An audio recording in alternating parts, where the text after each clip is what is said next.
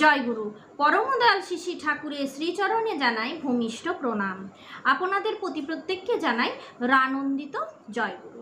ইষ্ট প্রসঙ্গে আজকে আমরা আলোচনা করব যে যদি শনির দশা, রাহুর দশা চলে, মানে গ্রহদোষ চলে, সেক্ষেত্রে আমাদের কি করণীয়। পরমদয়াল শ্রী ঠাকুর একদম সত্যি সত্যি পরিষ্কারভাবে উল্লেখ করে দিয়েছেন যে এই রাহুর দোষ, গ্রহদোষ চললে কি করণীয়। আর এই গ্রহদোষ যখন চলে কি কি হয় জানেন? প্রথমত অভাব অভিযোগ হতেই থাকে, মানে লেগেই থাকে। তারপরে বিপদ সম্পদ, ফাঁড়া, মৃত্যু যোগ, পয়সা বাড়িতে না থাকা, এগুলো চলতেই থাকে। গ্রহদোষের এগুলোই লক্ষণ। যেটা করতে যাচ্ছেন সে কাজটাই সাফল্য পাচ্ছেন না, দেখছেন তাতে সাফল্য মিলছে না। তারপর কোনোভাবে উন্নতি করতে পারছেন না, উন্নতিতে প্রায় বাধা আসছে। গ্রহদোষ মানে এগুলোই আমরা বুঝতে পারি।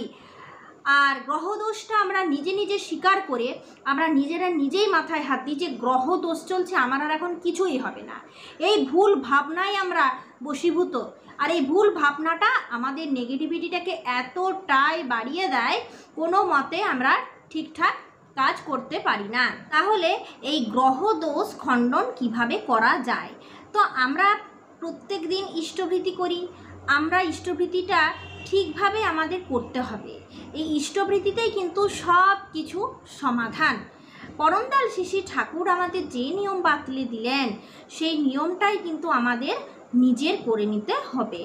বৃত্তি প্রবৃত্তি সাধারণভাবে মানুষকে সংকীর্ণতায় আবদ্ধ করে। বৃত্তি প্রবৃত্তির প্রতি টান মানুষকে বৃত্তির অধীন করে থাকে। বৃত্তির অধীন মানুষ অহংমত্ত, স্বার্থী, ভীরু ও সন্দেহপ্রবণ হয়ে থাকে। জীবনে পারিপার্শ্বিক সুস্থ ও সুন্দরভাবে বেঁচে থেকে বেড়ে ওঠা তার লক্ষ্যের বাইরেই অবস্থান করে। তার অবস্থা কেমন হয় তা পরমদয়ালের শ্রীমুখ নিঃসৃত বাণীর মাধ্যমেই শোনা যায়। অহং তালে দম্ভ রাগী বৃত্তি ঝোঁকাজে ভাবে স্বাধীন ঘোর পরাধীন অজ্ঞ মূঢ় সে। অবিন্যস্ত অর্থবিহীন এমন বৃত্তি মহড়ায় যে অঙ্গেরই চালন করে সেই অঙ্গটি নিকাশ পায়। হাম্বড়াই বৃত্তি স্বার্থী ঠগবাজি নিচ মন স্বার্থ ধর্মী ভীরু হয় সে সন্দেহী অনুক্ষণ। কতভাবে যে মানুষ বৃত্তি প্রবৃত্তির অধীন হয়ে প্রতিনিয়ত অনন্ত নরক যন্ত্রণা ভোগ করে চলেছে। মহাব্রত সস্তয়নী বিধি পালনের মধ্যেই আছে এই প্রবৃত্তি পাশ থেকে মুক্তির নিদান। মানুষের জীবন চলনায় নানাবিধ প্রতিকূলতা বা বাধা এসে হাজির হয়। এইসব প্রতিকূলতা বা বাধাই গ্রহদোষ নামে আখ্যাত হয়। মানুষ তার সকল প্রকার উন্নয়ন ও সম্বর্ধনা প্রাপ্তির জন্য বিভিন্ন শাস্ত্রোক্ত শান্তি সস্তয়ন ও ব্রত অনুষ্ঠান করে থাকে। এতে একদিকে যেমন চলার পথে অন্তরায়গুলো দূর হয়, তেমনই সে বাধা জয় করে অপার শান্তি ও স্বস্তির অধিকারী হয়। এই বাধা জয় বা গ্রহদোষ খণ্ডনের উপায়স্বরূপ শ্রী শ্রী ঠাকুর নির্দেশিত সস্তয়নী ব্রত পালনের মতো আর দ্বিতীয় কিছুই নেই। পরমদয়াল অত্যন্ত দৃঢ়তা, পরমদয়াল অত্যন্ত মূঢ়তা ও পরম আশ্বাস দানে প্রতিটি মানুষকে একান্ত নিশ্চিন্ত করে বলেন, আমরা গ্রহের হাতেই আছি। যখন সেগুলির প্রতিকূল প্রভাব থেকে নিষ্কৃতি পেতে চায় তখন ওগুলিও অনেক সময় তাদের প্রতাপ দেখাতে ছাড়ে না। কিন্তু তখন যদি সস্তয়নী ছেড়ে দিই তাহলে পুরোপুরি ওদের কবলে পড়ে যাব। ওরাই আমাদের নাকে দড়ি দিয়ে ঘোরাবে। এইভাবে জাহান্নামের পথই পরিষ্কার হবে। তাই বিপদ আপদ যাই আসুক, সস্তয়নী আরও কঠোরভাবে আঁকড়ে ধরতে হয়। এছাড়া পরিত্রাণের পথ কিন্তু নেই। এ যেন দেবাসুরের সংগ্রাম। সস্তয়নী হল দৈবী জীবনের পথে অভিযান। কঠোর সংকল্প নিয়ে এগিয়ে যেতে হয় এই পথে। নিষ্ঠার সঙ্গে ধরে থাকলে জয় অনিবার্য। আরও সস্তয়নী পরম পিতার দান। সস্তয়নী পরম পিতার দান এত পরিষ্কার করে আগে কোথাও দেওয়া ছিল না। বিধিগুলি একত্র মালাকারে গেঁথে পরমপিতা এবার আমাদের সবার সামনে রক্ষা কবচ হিসেবে উপহার দিয়েছেন। শ্রী শ্রী ঠাকুর কতভাবেই না স্বস্ত্যয়নীর অমোঘ ফলবত্তার কথা বলেছেন। স্বস্ত্যয়নীর মতো এত পাওয়ারফুল আর কিছুই দেখি না। স্বস্ত্যয়নীর 5টি নীতির যতখানি যে পালন করবে তার স্ট্রেংথ অর্থাৎ শক্তি ততখানি হবে। দুনিয়ার সব কিছু এর মধ্যে রয়ে গেছে। স্বস্ত্যয়নী কাকে বলে ও তার কার্যকারিতা সম্বন্ধে জিজ্ঞাসা নিবেদিত হলে শ্রী শ্রী ঠাকুর বলেন, স্বস্ত্যয়নী হলো একটা ব্রত বিশেষ। 5টি নীতি নিয়ে স্বস্ত্যয়নী।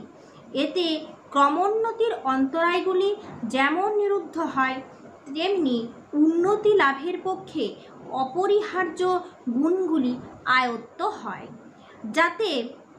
যাতে করে সর্ববিধ অমঙ্গল দূরীভূত হয়ে মঙ্গলের পথ প্রশস্ত হয়। তাছাড়া এতে গ্রহ বিপাক খণ্ডে। গ্রহ মানে যা মানুষের বুদ্ধিকে অভিভূত করে। গ্রহ মানে অন্য কিচ্ছু না, গ্রহ মানে হচ্ছে যা মানুষের বুদ্ধিকে অভিভূত করে। যেমন শনি গ্রহ, রাহু গ্রহ, এই গ্রহের দশাগুলি চলাকালীন আমাদের বিভিন্ন রকমের অভাব, অভিযোগ, ভাড়া, বিপদ, কাজে বাধা এগুলো হয়েই থাকে। আর এগুলো চলতে থাকলে তখন আমরা মনে করি যে আমরা গ্রহের ফাঁদে পা দিয়েছি।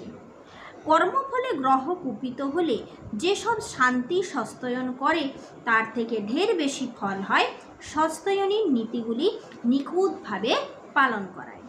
স্বস্ত্যয়নীর সম্যক পালনের মাধ্যমে মানুষের বুদ্ধি বিবর্ধন অর্থাৎ বুদ্ধির পরিপূর্ণ সম্বর্ধন বা বিকাশ লাভ হয়ে থাকে। মানুষের সহজাত সংস্কারগুলোর মধ্যে সবগুলি ফুটে বেরোয়। সম্বর্ধনের পথে অমঙ্গলগুলোকে নিরোধ করিয়া শত বিপর্যয়কে যথোপযুক্তভাবে নিয়ন্ত্রণ করত, জয় করত, লাভবাহী করত, সম্বর্ধনাকে উন্নত পরিক্রমণে চলৎস্থির করিয়া চালায়। এই যে স্বস্ত্যয়নীর কথাগুলো, এগুলি পরমদয়াল শ্রী ঠাকুর আলোচনা প্রসঙ্গের 1ম খণ্ডে বলেছেন। স্বস্ত্যয়নী আমরা যত ভালোভাবে পালন করব, আমাদের গ্রহদোষ, তারপর অন্যান্য বিপদ আপদগুলো ধীরে ধীরে কাটতে থাকবে। আচ্ছা, আমরা ইষ্টভৃতি করি। ইষ্টভৃতির সময় আমাদের একটা কাজ করতে হয়, সেটা হচ্ছে স্বস্ত্যয়নীর চরণামৃত আমাদেরকে পান করতে হয়। ইষ্টভৃতি করার সময় পরমদয়াল শ্রী ঠাকুরকে নিষ্ঠা ভরে ফুল জল নিবেদন করতে হয়। আর এই ফুল জল নিবেদন করে সেই জল পান করতে হয়। মন্ত্রপ্রুত জল নিজেকেই তৈরি করতে হয়। যারা স্বস্ত্যয়নী পালন করছেন তারা হাতে জল নিয়ে কিংবা কোনো পাত্রে জল নিয়ে সেই জল মন্ত্র পাঠ করবেন। স্বস্ত্যয়নীর মন্ত্রটি জলটিকে ধরে পাঠ করবেন। তারপর আপনারাও জলটিকে ধরে কিছুক্ষণ নাম করবেন। সেই জল অত্যন্ত পাওয়ারফুল। সেই জল সকালবেলায় ইষ্টভৃতি করার পর খেয়ে নেবেন এবং বাড়ির সকলকে দিবেন। তাহলে ঘরে কোনো রকম গ্রহ দোষ থাকবে না। স্বস্ত্যয়নীর চরণামৃতই হচ্ছে একমাত্র পথ। স্বস্ত্যয়নীর চরণামৃত গ্রহণ করলে কোনো গ্রহ দোষ, কোনো খারাপ দশা, কোনো ভাড়া বিপদ কিছুই থাকবে না। এটা কিন্তু আমাদের প্রত্যেককে মাথায় রেখে চলা উচিত। তাহলে স্বস্ত্যয়নীর চরণামৃতটা কিন্তু আমাদের প্রত্যেককে তৈরি করে খেতে হবে।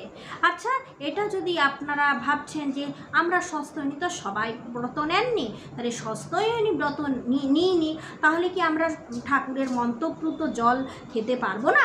অবশ্যই পারবেন।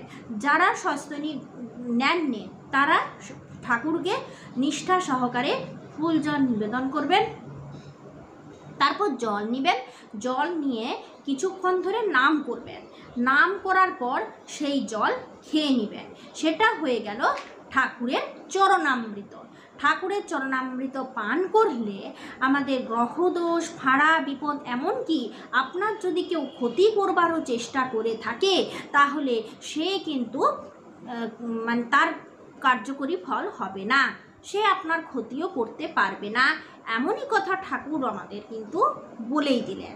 তাহলে এখন ভাবুন, প্রতিদিন সকালবেলায় ইষ্টভৃতি করার পর আপনার কি করণীয়?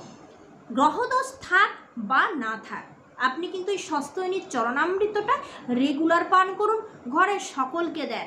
এতে করে ঠাকুর বললেন রাহুর দশা ভাড়া সব কেটে যাবে। তাহলে শনির দশা এবং রাহুর দশা চলাকালীন, মানে গ্রহ বিপত্তি চলাকালীন, গ্রহদোষ চলাকালীন আমরা অনেক সময় আংটি পরি, বিভিন্ন রকমের কথা শুনি, বিভিন্ন রকমের নিয়ম পালন করি। আমার মনে হয় ঠাকুর যেটা বললেন সব থেকে বেটার। যারা স্বস্তিনী ব্রত নিয়েছেন তারা স্বস্তিনী ব্রতকে আরও ভালোভাবে আঁকড়ে ধরুন। আর 5টা নিয়ম যেটা আছে, স্বস্তিনীর 5টা নিয়ম আপনারা আশা করি জানেন।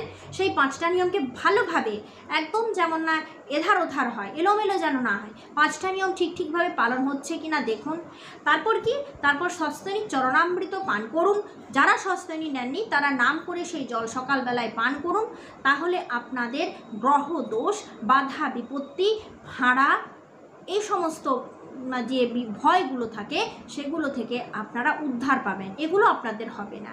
তাই ঠাকুরের কথা মতো এই ইষ্টভৃতি করার পর রোজ সকালে এই কাজটা অবশ্যই করুন। এইভাবে চলতে থাকুন। পরমদালের পাওয়ারফুল অনেক নিয়ম আছে, এই নিয়মগুলো আমরা আরও পরে নেক্সটে আলোচনা করব। ভাদ্র মাস চলছে, পরমদালের পূর্ণ জন্মমাস। এই জন্মমাসে আমরা ঠাকুরের অনেক আলোচনা, অনেক কথাবার্তা, তার জীবনী সম্পর্কে, কীর্তন সম্পর্কে, তার কীর্তনের শক্তি সম্পর্কে অনেক কিছু আলোচনা করব। পড়ে আছে পুরো ভাদ্র মাস।